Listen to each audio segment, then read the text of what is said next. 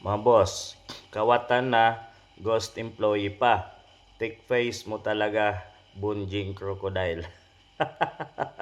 Bakit? Congressman Toby Tiangco, hindi pumasok si ex-speaker Martin Romualdez pero present siya sa attendance. Wow! Iba na talaga pag pinsan mo ang presidente ng Pilipinas.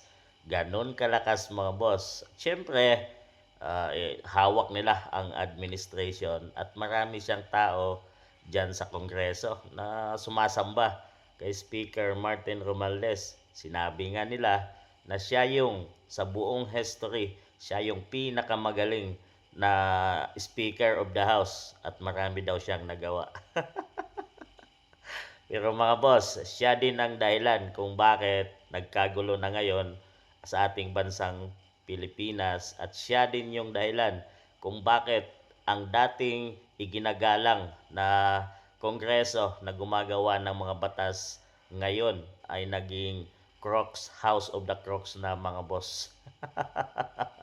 Dahil halos ng mga congressman na nandyan ay nakatikim ng pera sa taong bayan. So mabibilang mo na lang siguro yung hindi dyan mga boss. Dahil talagang nung sa panahon niya, siya ang Diyos at isinasamba dyan sa Kongreso. Pag hindi ka sumang-ayon, ay siguradong wala kang matatanggap na mga proyekto sa inyong lugar.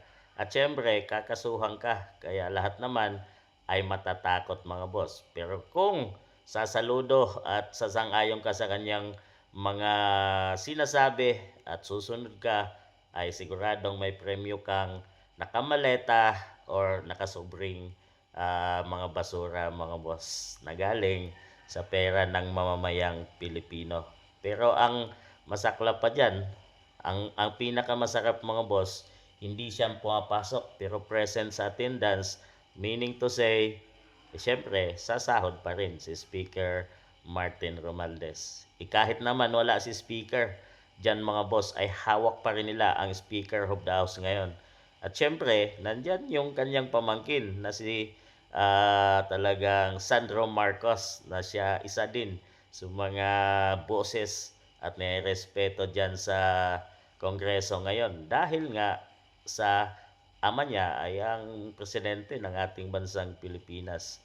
Ganon sila kalakas mga boss at mapapasana all ka na lang dito kay Speaker Martin Romualdez. Congressman lang mga boss, isang congressman na galing Leyte pero napakalakas ng kapangyarihan para pasunurin ang buong paluhurin, pasuhurin ang buong congressman halos mga boss no at ilan lang yung mga sumasalungat sa kanya diyan. So halos ngayon kung anong pinagsasabi niya dahil pangarap niya maging presidente ng bansang Pilipinas, ayan, tinutugis nila hanggang ngayon si Vice President Sara Duterte para hindi makatakbo sa 2028 election. So grabe, kapal ng face ni Bunjing Crocodile dahil hindi na papasok, naka-attendance pa rin. Pero pag ibang congressman yan, ay wala na mga boss, terminated na, kinasuhan na.